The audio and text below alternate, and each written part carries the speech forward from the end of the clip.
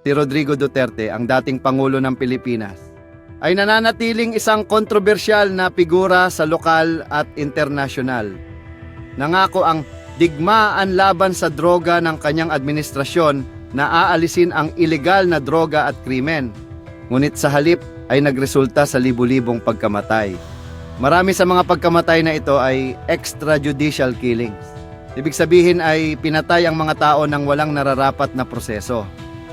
Ngayon, ang International Criminal Court, ICC, ay nag-iimbestiga sa mga pagpatay na ito, na sinasabing ang mga ito ay maaaring katumbas ng mga krimen laban sa sangkatauhan. Nagbangon ito ng mahalagang tanong. Matakip kaya ng ICC si Duterte? Hatiin natin ito at unawain ang mga isyong legal. Ano ang ICC? Ang ICC ay isang internasyonal na hukuman na nakabase sa The Hague, Netherlands. Nilikha ito upang usigin ang mga taong responsable para sa mga seryosong krimen tulad ng genocide, mga krimen sa digmaan, at mga krimen laban sa sangkatauhan. Mahigit 120 bansa ang miyembro ng ICC. Tumasang-ayon na sundin ang mga tuntunin nito sa ilalim ng Rome Statute. Ang Pilipinas ay sumali sa ICC noong 2011, na nangangahulugan na ang korte ay may autoridad na imbestigahan ang mga krimen na ginawa sa bansa sa panahong ito. Gayunpaman, noong 2019, inalis ni Duterte ang Pilipinas mula sa ICC matapos simulan ng korte ang pagsisiyasat sa kanyang drug war sa kabila ng pag-atras na ito. Sinabi ng ICC na may karapatan pa rin itong mag-imbestiga dahil nangyari ang mga sinasabing krimen noong miyembro pa ang Pilipinas. Ang mga di umano'y krimen na ito ang siyang basehan kung bakit iniimbestigahan ng ICC si Duterte. May mga ulat na libu-libong tao ang napatay sa mga kahinahinalang pangyayari. Ayon sa opisyal na ulat ng pulisya, mahigit 10 katao ang namatay sa mga operasyon laban sa droga. Gayunpaman, sinasabi ng mga grupo ng karapatang pantao na ang tunay na bilang ay mas mataas. Tinatantya ng ilan na aabot sa 20,000 hanggang 30,000 ang namatay. Karamihan sa mga biktima ay mahirap. Marami ang napatay ng mga pulis sa mga pagsalakay o ng hindi pa nakikilalang mga armadong lalaki. Sinasabi ng mga pamilya ng mga biktima na hindi makatwiran ang mga pagpatay at ang ilan sa mga biktima ay hindi man lang sangkot sa droga.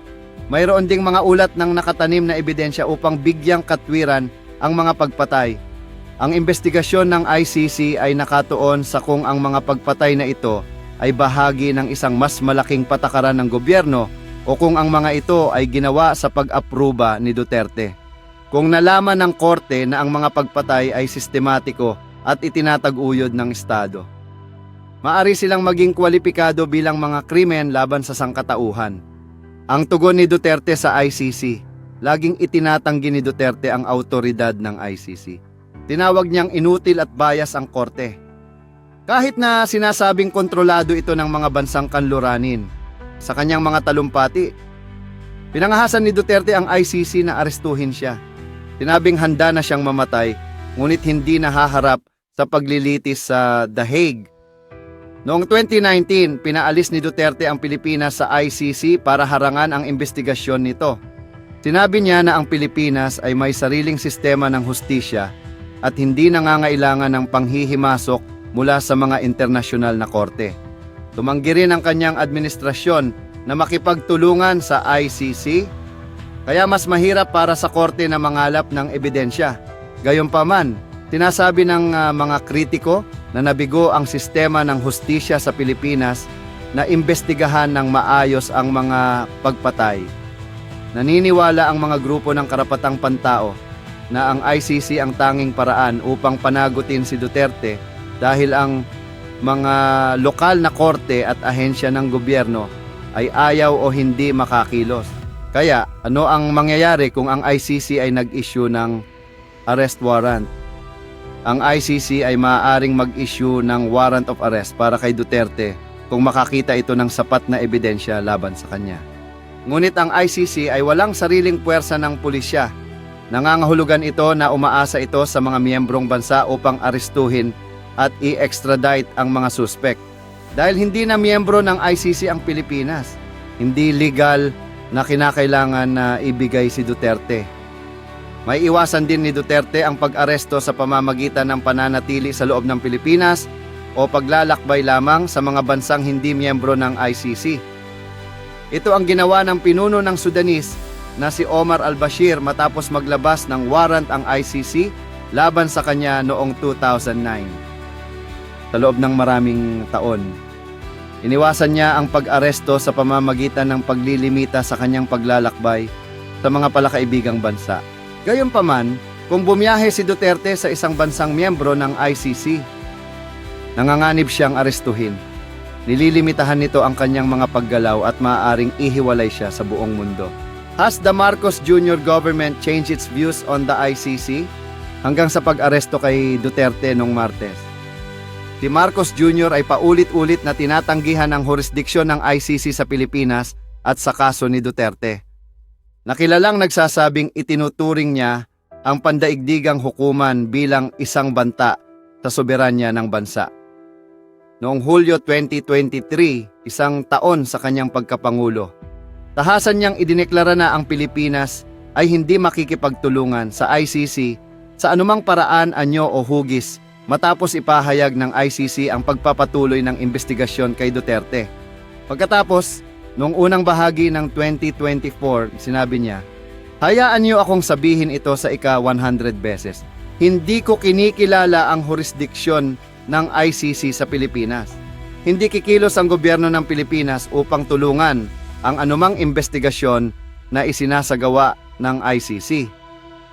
Inulit ni Marcos Jr. ang parehong posisyon nung pagbisita niya sa Germany noong Marso 2024 at sa isang pulong kasama ang mga dayuhang mamamahayag sa Maynila noong Abril ng parehong taon. Gayunpaman, nagbago na ang political equation na nagpatibay sa kanyang dating paninindigan sa ICC. Noong tumakbo si Marcos Jr. sa pagkapangulo noong 2022, siya ay tumakbo sa ilalim ng alyansa kasama ang anak ni Duterte, si Sara Duterte, at nagwagi sa isang landslide victory na may pangakong ipagpapatuloy ang mga patakaran ng nakatatandang Duterte. Ngunit nagsimulang mabasag ang kanilang alyansa nang manawagan ng mga taga-suporta ng pamilya Duterte na alisin si Marcos Jr. matapos arestuhin si Apollo Quiboloy, isang makapangyarihang pastor at espiritual na tagapayo ni dating Pangulong Duterte.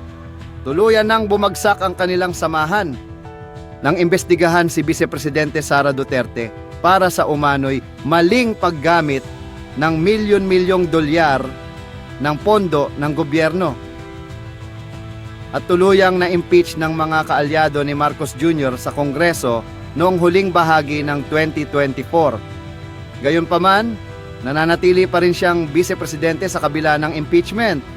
Mula noon, ang dalawang kampo ay nagsasagupa sa isang matinding labanan sa politika habang papalapit ang midterm elections sa Mayo. Noong Martes ng umaga, sinabi ng tanggapan ni Marcos Jr. na natanggap na nito ang opisyal na kopya ng warrant of arrest para sa mga krimen laban sa sangkatauhan mula sa ICC ilang oras lamang ang nakalipas. Siya ay nasa kustudiya na ng mga autoridad. Ayon sa pahayag ng gobyerno, na binanggit na si Duterte ay nasa mabuting kalusugan. Sa isang pahayag na inilathala sa Facebook, sinabi ng punong legal na tagapayo ni Pangulong Marcos, si Juan Ponce Enrile, na ang mga batas ng Pilipinas ay walang kinalaman sa kasalukuyang problemang legal ni Duterte. How has Duterte responded to his arrest? Kailangan nyo akong patayin kung hindi ako susunod. Ani Duterte sa isang video clip habang kausap ang mga pulis na umaresto sa kanya noong lumapag ang kanyang eroplano sa Maynila noong Martes. Sa isa pang video na ipinost sa Instagram ng kanyang bunsong anak na si Veronica Duterte, tinanong niya ang mga autoridad, ano ang batas at ano ang krimen na ginawa ko? Sa isang pahayag, sinabi ni Salvador Panelo, dating legal na tagapayo ni Duterte, na ang pag-aresto ay labag sa batas.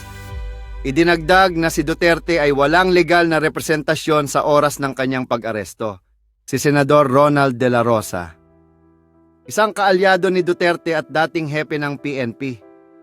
ay nagpahayag din ng pagtutol sa pag-aresto at naghain ng emergency case sa Korte Suprema. What's next for Duterte? Ayon sa International Coalition for Human Rights in the Philippines, ICHRP, ang pagkakadetain ni Duterte ay isang makasaysayang hakbang tungo sa hustisya para sa libo-libong biktima ng drug war. Ang pag-aresto kay Duterte ay simula ng pananagutan para sa malawakang pagpaslang na tumatak sa kanyang brutal na pamamahala.